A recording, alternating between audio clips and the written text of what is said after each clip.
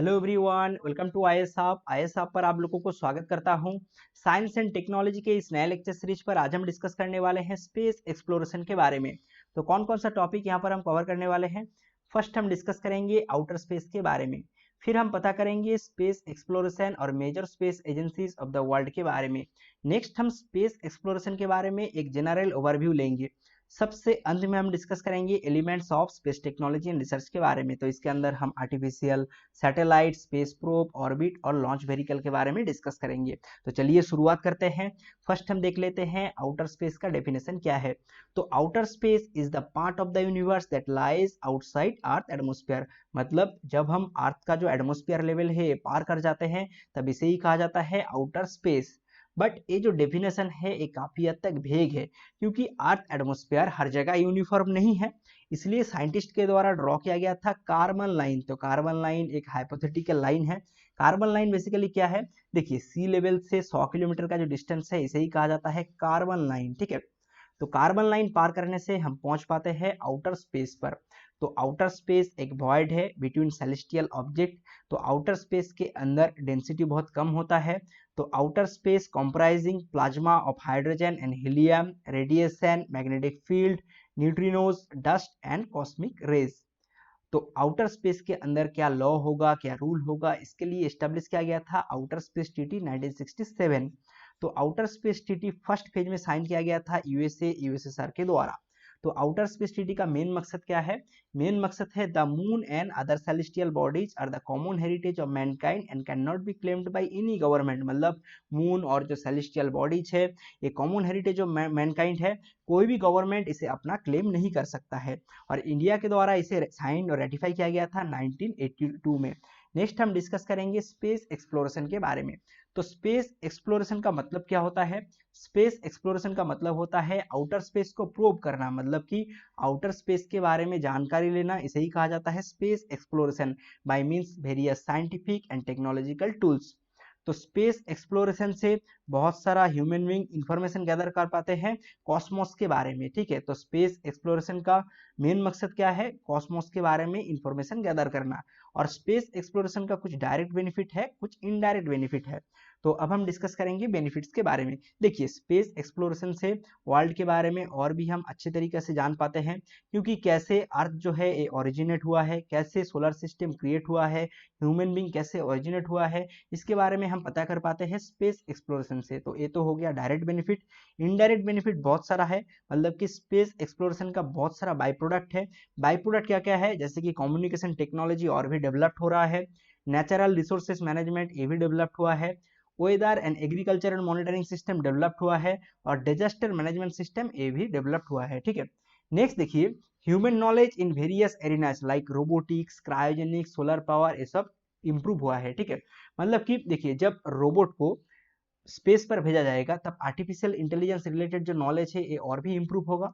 इसके साथ साथ cellphone related technology, GPS finder, digital watches ये भी इंप्रूव हुआ है, और स्ट्रेटेजिक एंड मिलिट्री एडवांटेजेस ये भी इंप्रूव हुआ है।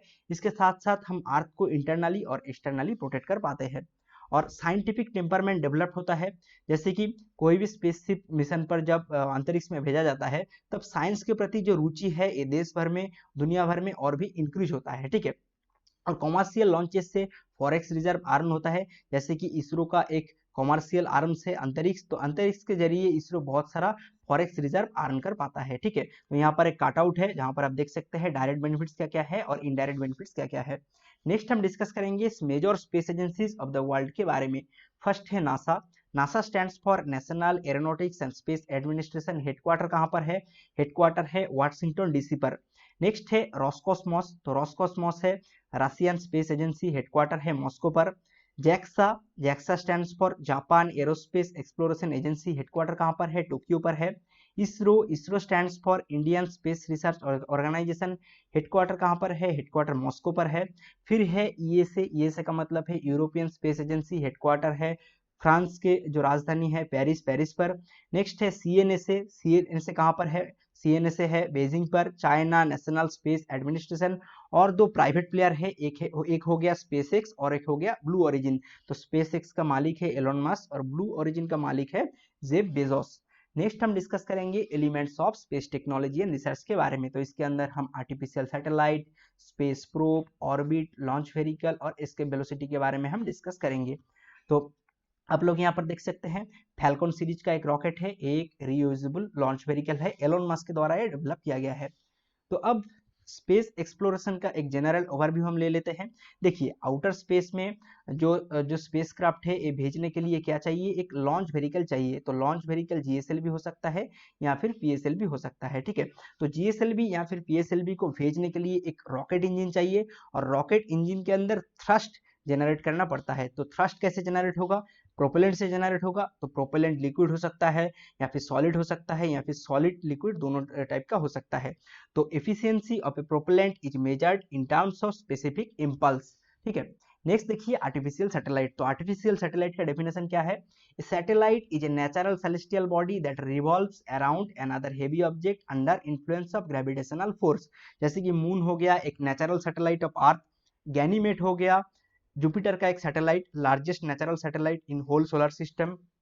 तो टाइप्स ऑफ आर्टिफिशियल सैटेलाइट के बारे में हम डिस्कस करेंगे। फर्स्ट हो गया कम्युनिकेशन सैटेलाइट, नेक्स्ट है अर्थ ऑब्जर्वेटरी सैटेलाइट, इसे कहा जाता है रिमोट सेंसिंग सैटेलाइट, नेक्स्ट है नेविगेशन सैटेलाइट, फिर हो गया experimental research and scientific satellite, बहुत सारा यूनिवर्सिटीज के द्वारा भेजा जाता है, मिलिट्री सैटेलाइट, स्मॉल सैटेलाइट और यूनिवर्सिटी सैटेलाइट। तो यहाँ पर आप देख सकते हैं मास रेंज के हिसाब से जो सैटेलाइट का कैटेगरी है यहाँ पर दिया गया है। लार्ज सैटेलाइट का मास होता है greater than 1000, medium size satellite का मास होता है 500 to 1000, mini satellite, micro satellite, nano satellite, pico satellite और फेमटो सैटेलाइट। नेक्स्ट हम देखेंगे types of satellite India has. तो इंडिया के पास कौन कौन सा सैटेलाइट है, तो इंडिया के पास हर तरह का सैटेलाइट है। तो आप देख सकते हैं कम्युनिकेशन सैटेलाइट, कम्युनिकेशन सैटेलाइट के अंदर है INSAT, GSAT. Earth observation satellite, remote sensing satellite के अंदर है कार्टोसैट, रीसैट। और रिमोट सेंसिंग सैटेलाइट के अंदर है INSAT 3D, Kalpana, INSAT 3A, INSAT 3DR। Navigation satellite के अंदर है IRNSS। एक्सपेरिमेंटल और रिसर्च सैटेलाइट के अंदर है आर्यभट्टा। आर्यभट्टा लॉन्च किया गया था 1975 पर। और यूथसेट INS। स्मॉल सैटेलाइट के अंदर है यूथसेट IMS-1, सरल IMS-2।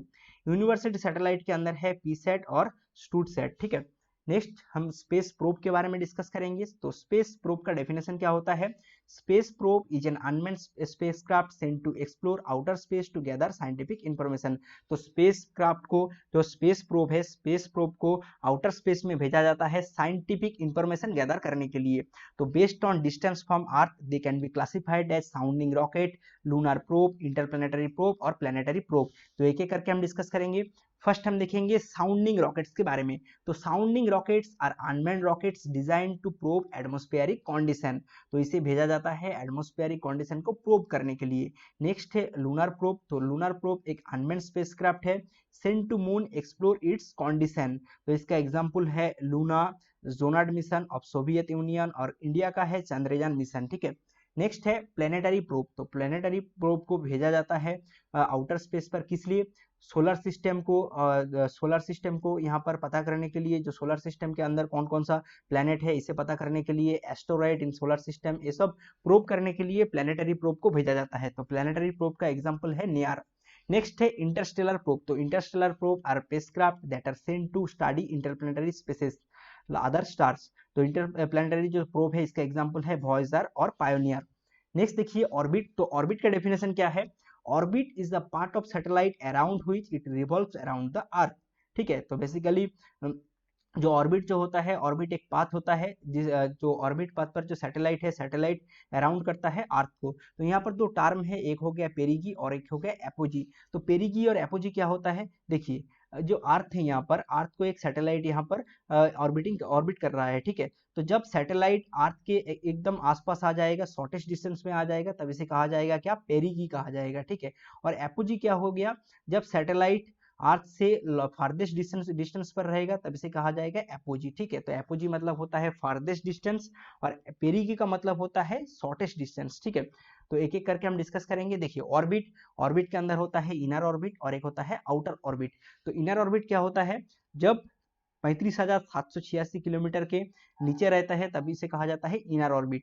और जब बियॉन्ड हाइट ऑफ 35,786 किलोमीटर के ऊपर हो जाता है तब इसे कहा जाता है आउटर ऑर्बिट। नेक्स्ट देखिए जो सैटेलाइट है, सैटेलाइट जब अर्थ को ऑर्बिट करता है तो अब यहाँ पर बहुत सारा सैटेलाइट होता है। एक होता है लो अर्थ ऑर्बिट, और एक होता है मीडियम अर्थ ऑर्बिट, और एक होता है जियो। ठीक है, तो यहाँ पर एक एक करके हम डिस्कस करेंगे। फर्स्ट हो गया एलियो। तो एलियो का जो ऑल्टीट्यूड होता है ये होता है 160 से लेकर 2000 किलोमीटर तक। नेक्स्ट है एमियो। तो एमियो का ऑल्टीट्यूड होता है 2000 से लेकर 35,786 किलोमीटर तक। नेक्स्ट है जीईओ। तो जीईओ का ऑल्टीट्यूड होता है 35,786 किलोमीटर से ऊपर होता है। ठीक है, तो यहाँ पर आप देख सकते हैं अर्थ को ऑर्बिट कर रहा है, इक्वेटोरियल ऑर्बिट सैटेलाइट है। और ये है इंक्लाइंड ऑर्बिट सैटेलाइट। तो ये इंक्लाइंड पथ में जो सैटेलाइट है इसे ये कर रहा है, घूर रहा है। और एक है पोलर ऑर्बिट सैटेलाइट। तो पोलर ऑर्बिट सैटेलाइट बेसिकली पोल पर घूमता रहता है। ठीक है, और दो टर्म है यहाँ पर, एक होता है जियो स्टेशनरी और एक होता है जियो सिंक्रोनस। तो जियो सिंक्रोनस के अंदर एक एंगल ऑफ इंक्लिनेशन होता है। ठीक है, और जो जियो स्टेशनरी है, अर्थ जैसे घूमता है वैसे ही जो सैटेलाइट है वैसे ही घूमता रहता है। ठीक है, तो स्टेशनरी फेज में रहता है, तो इसलिए इसे कहा जाता है जियो स्टेशनरी कहा जाता है। ठीक है, तो और आप लोगों के लिए लास्ट एक क्वेश्चन है यहाँ पर, 2011 में पूछा गया था। Satellite use for telecommunication relay are kept in a geostationary orbit. A satellite is said to be in such an orbit when. First है the orbit is geosynchronous, the orbit is circular, the orbit lies in the plane of earth equator, the orbit is an altitude of 22,000 to 36 kilometre. तो जो 4 है यहाँ पर गलत हो जाएगा। तो आप लोग देख सकते हैं 4 यहाँ पर बी, सी और डी में है, तो इसलिए तीनों के तीनों ऑप्शन गलत हो जाएगा। ऑप्शन ए हो जाएगा यहाँ पर सही, 1, 2 एंड 3 ओनली। तो ये है end of this video. Please stay tuned with us and subscribe to our YouTube channel.